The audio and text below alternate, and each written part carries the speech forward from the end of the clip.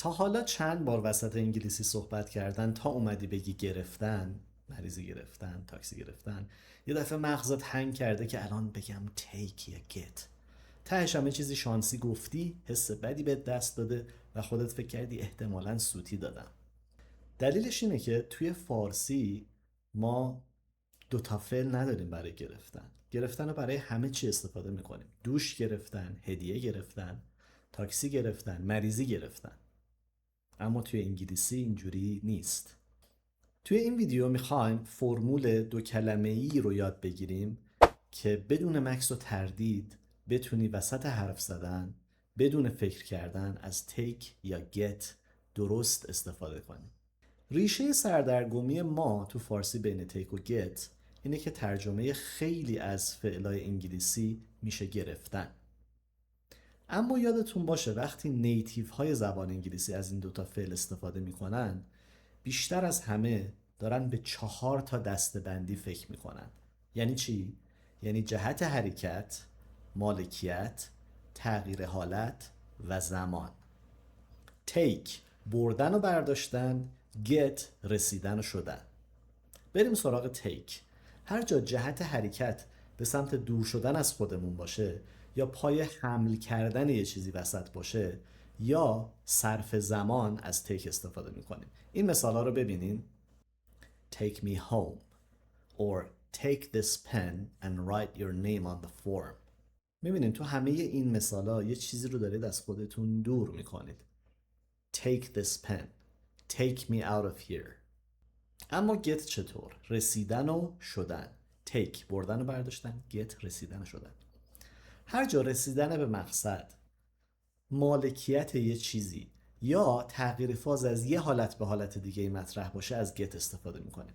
مثلا میگین چی؟ Hey, don't get mad at me or it's getting dark. بریم یه نگاه دقیق تری به take بندازیم. طبق منابع معتبر زبان انگلیسی معنی take با این فرمول بردن و برداشتن خوب جفت و جور میشه. یه معنای مهمش پس به این معنی حرکت به سمت بیرون از خود، دور از خود و حمل کردنه. یعنی movement and transporting. کتاب گرامر کاربردی مایکل سوان میگه take یعنی حرکت دادن چیزی از لوکیشن فعلیش که اون مخاطب و متکلم اونجا هست به یه سمت و جای دیگه. یعنی چیزی رو با خودتون دارید بر میدارید و میبرید. این مثالا رو ببینین. Now take me to jail. معنیش حالا یه خورده عجیبه. یعنی منو ببر زندان. پس منو از اینجا که هستم، من گوینده، وردار ببر به یه جای دیگه ای. یا take this umbrella with you. It might rain. یا مثلا can you take these bags to the car. پس میبینی که ساق‌ها رو میخواد از اینجا برداره ببره تا ماشین. یه مثال دیگه. Can you take me to the station. پس من از اینجا برمیداری میبری تا ایستگاه. وقتی سوار تاکسی میشین یا اتوبوس چی میگین؟ البته این جمله توی تاکسیه. Take me to the Plaza Hotel please. پس من از اینجا بردار و ببر هتل پلازا. یا اون جمله معروفی که میگه take it or leave it. یا ورش دار یا بذار باشه.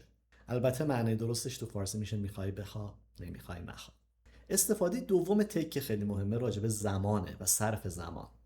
تو انگلیسی برای اینکه بگیم یک فعالیتی چقدر زمان نیاز داره، چقدر وقت میبره، فقط و فقط از take استفاده میکنیم. get این معنا رو نمیده. بریم با همین سری مثال ببینیم تا دقیق تر بفهمیم. مثلا میگیم the flight takes 2 hours یا it took me years to learn English. گذشته take took. شکل سوالیش یه خورده سخت‌تره. حواستون باشه چجوری استفاده میشه. معمولاً با مصدر to میگه How long does it take to get to the airport? For example, it takes 2 hours to get to the airport. اینجا یه چیزم بگم حواستون باشه. یه معنی فعل take میتونه نیاز داشتن یا لازم داشتن باشه. مثلا it takes courage to speak a new language. یا باز همون جمله معروف که میگه چی؟ I will do whatever it takes. هر کار لازم باشه میکنم. هر کار نیاز باشه انجام میدم. حالا بریم سراغ فعل get. این فعل اصلا به حمل کردن چیزی از اینجا به جای دیگه کاری نداره. میشه گفت بیشتر راجع به مقصده. و البته تغییر کردن. این فعل رو هم خوبه که تو ذهنمون با رسیدن و شدن همراه بدونیم. پس تو ذهنمون take شد چی؟ بردن و برداشتن. get رسیدن و شدن. شدن به معنی تغییر کردنی از یه حالت به حالت دیگه. قبل از اینکه برسیم به اون معنایی که همراهش کردیم، یعنی رسیدن و شدن، یه معنای اول get به دست آوردن یا مالکیت چیزیه. مثلا چی میگین؟ I got an email from my boss today. میبینین که میگین یه ایمیلی گرفتم، یعنی به دستم رسید. باز به معنی مالکیت فکر بکنین، خوب تو ذهنتون میشینه. یا can you get some milk from the store؟ میتونی بری یه خورده شیر بگیری. گرفتن به معنی خریدن، بازم با مالکیت ارتباط داره. یا میخوایم بگین توی کارش یه ارتقای شغلی گرفت، چی میشه؟ She got a promotion at work. همونطور که میبینین اینا هیچ کدوم نمیشه با take بیان کرد. یا مثلا تو فیلم ها وقتی بعد از کلی دنگ و فنگ و مصاحبه و استخدام و اینا یه آدم استخدام میشه، پای تلفن بهش میگن چی؟ You got the job. You got the job. یا اون آدم خودش میگه I got the job. I got the job. ویندوز یه نوتیفیکیشن قدیمی داشت، نمیدونم یادتون هست یا نه، میگفت You got mail یا You've got mail، یعنی نامه یا ایمیل برات اومده. حالا بریم سراغ اون فرمولی که گفتیم. یکی شدن بود، تغییر حالت، درسته؟ ما گتو میتونیم قبل از صفتها بیاریم که معنی become یا شدن میده. یعنی شما از حالت الف یه چیزی تغییر میکنه به حالت ب. این معنیه که تیک بازم اصلا نمیتونه برسونه و تیک رو هیچ وقت توی معنی به کار نمیبریم. فرض کنیم میگیم get old، پیر شدن، get tired، خسته شدن، get lost، گم شدن، get married، ازدواج کردن یا همون متأهل شدن، یا get angry or get mad، عصبانی شدن. پس میبینیم که get رو میشه قبل از صفتها به معنی become به کار برد. یا یه جای دیگه که میتونیم از get برای معنی تغییر حالت استفاده کنیم، مثلا تو فیلم ها میشنویم که میگه It's getting dark، هوا داره تاریک میشه. یا یه جمله دیگه که باز اونم خیلی پر استفاده است، میگین We need to hurry, it's getting late. یه جمله قشنگ دیگه هم هست که میگن چی؟ Don't get mad, get even. Even اینجا به معنی بی حسابه. وقتی با کسی بی حساب میشی، ازش انتقام میگیری به قول معروف. و اما کاربرد سوم فعل گت برای گت گفتیم چی؟ گفتیم رسیدن و شدن. و حالا میخوایم بریم سراغ اون معنای رسیدنش. این رسیدن با اون چیزی که تیک معنی میداد فرق میکنه. چرا؟ چون یعنی به یه مقصدی رسیدن. مثلا I got home very late.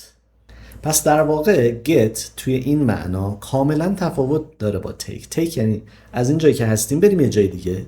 get میشد چی؟ رسیدن به مقصد. روی نقطه پایانی معنیش در واقع تمرکز داره. رسیدن به جایی، رسیدن به مقصد، نه که دور شدن از جایی. این جمله ها معناشو بهتر نشون میده. What time do you get to the office؟ یا We didn't get to the hotel until midnight. خب یه چالش کوچولو. این جمله چطور؟ میگه get out of here، از اینجا برو بیرون. آیا نمیشد با take بگیم؟ نه، چون اینجا که میگیم get out of here خود اون شخص داره از اونجا میره بیرون. اینجوری نیست که یه چیزی رو برداره و از اینجا دور کنه و ببره یه جای دیگه.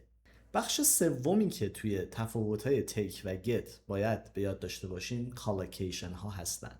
یعنی اینم باید بدونین که بعضی موقع ها با یه اسمایی، با یه کلمه های take به کار میره، با یه سری کلمه های دیگه get به کار میره. اینا رو باید به شکل یه سری ترکیب ثابت تو ذهنتون حفظ بکنین و خیلی هم نباید سوال بپرسیم که چرا اینجوری چرا اونجوری. مثلا توی فارسی هم میگیم این دوتا با هم دوست جونجونی. چرا با دوست جونجونی میاریم ولی با دشمن مثلا خونی میاریم؟ یه ترکیبیه که ثابته و ما استفاده میکنیم. پس یکی دیگه از دلایلی که یه جاهایی تک میاد یه جاهایی گت، وجود چیزی به اسم collocation، همایند، کلمه هایی که با هم میان. مثلا میگیم take a look، یا برای shower میگیم take a shower. پس بچه‌ها یکی از بهترین کارهایی که برای استفاده درست از take و get میتونین انجام بدین اینه که اینا رو به شکل ترکیب با کلمه‌های دیگه ببینین. بدونین با این کلمه take میاد، با این کلمه get میاد و کل اون ترکیبه رو به شکل یه فرمول ثابت که نمیشه تغییرش داد توی ذهنتون بیارین، همونجوری حفظ کنین، همونجوری تمرین بکنین. مثلا برای ایونینگ تو انگلیسی چی میگیم؟ وقتی میخوایم بگیم بعد از ظهر میگیم in the evening. ببینین احتمالاً حتی بهش فکرم نکردین. همونطوری باید take و get هم با بعضی کلمه ها براتون ملکه ذهن بشه. مثلا photograph take a photograph, a break take a break, deep breath take a deep breath. ولی مثلا a joke get a joke، چون اینجا get معنی فهمیدن میده. Did you get the joke؟ شوخیه رو فهمیدی؟ Anywhere get anywhere یا get somewhere. The point get the point، یعنی اون مفهوم چیزی رو درک کردن، نکتهش رو گرفتن. Grip get a grip. Get a grip یعنی به خود مسلط شدن، خود رو کنترل کردن. مثلا میگن hey get a grip، بابا خودتو جمع جور کن، این کارا رو در نیار مثلا. پس کالوکیشن ها فوق العاده مهمن در استفاده درست از take و get. خب باریکلا به همتون که تا اینجا همراه بودین. حالا این فرمول جدیدی که یاد گرفتی رو وقتش استفاده بکنی. شد چی؟ take بردن و برداشتن، get رسیدن و شدن. الان 2 تا سوال براتون میذارم که یکی رو همین الان با هم انجام میدیم و یکی رو هم جواب بدیم و توی کامنت ها برام بنویسین که ببینم مطالب امروز رو چطور یاد گرفتین. سوال اول اینه که این جمله رو توی انگلیسی چطوری میگیم؟ میخوایم بگیم من دارم خسته میشم. کدوم درسته؟ I'm taking tired یا I'm getting tired. میتونین ویدیو رو پاس کنین، بهش فکر بکنین و یه جواب انتخاب کنین. خب اینجا چی داریم؟ تغییر حالت داریم و علاوه بر اون صفت داریم. tired صفته. تغییر حالت از الف به ب با چی گفته میشد؟ با get. پس گزینه درستم اینجا چیه؟ I'm getting tired. حالا بریم سراغ سوالی که میخواین توی کامنت ها جواب بدین. این جمله میگید 40 دقیقه زمان میبره. اینو چجوری میگیم؟ 40 دقیقه زمان میبره. فلان کلاس، فلان جلسه، فلان فعالیت 40 دقیقه زمان میبره. و راهنمایی هم که میتونم بهتون بکنم اینه که جمله های این شکلی رو معمولاً با فاعل it شروع میکنن. این جمله رو بسازین، نترسین. اشتباه کردن یعنی همون یاد گرفتن و توی کامنت ها برام بنویسین. در آخر یادتون باشه این دوتا از فعلای گیج کننده زبان انگلیسی هستن. تفاوت بینشون خیلی آسون نیست و مسلط شدن بهش یه مقداری زمان میبره. It takes time. بنابراین بهش زمان بدین، تمرین کنین. Deep dive and learn right.